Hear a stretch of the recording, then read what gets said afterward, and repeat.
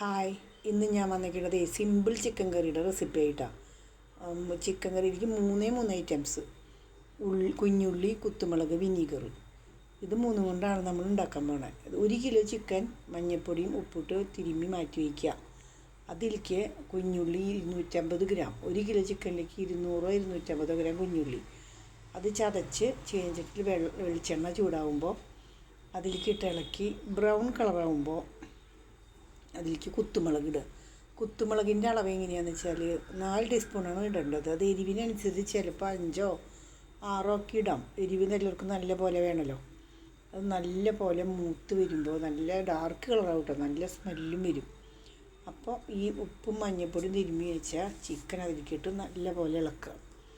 നല്ല പോലെ ഇളക്കിയതിന് ശേഷം ഉപ്പ് നോക്കുക. എന്നിട്ട് വേഗം അത് നോക്കിയിട്ട് അടച്ച് വെച്ച് വേവിച്ച് 3/4 വേവാകുമ്പോൾ തുറന്ന് 3 ടേബിൾ സ്പൂൺ വിനെഗർ ഒഴിക്കുക. വിനെഗർ ഒഴിക്കുമ്പോൾ ഒന്നുകൂടി ഇളക്കി ഉപ്പ് നോക്കണം. ഇത്തിരി പുളി ചെല്ലുമ്പോൾ ഉപ്പ് ചിലപ്പോൾ കുറവായിരിക്കും. അപ്പോൾ അത് നോക്കി വീണ്ടും അടച്ച് വെച്ച് ഫുള്ളായി വേവിക്കുക. തുറന്ന് കറിവേപ്പിലയിട്ട് ഉപയോഗിക്കുക.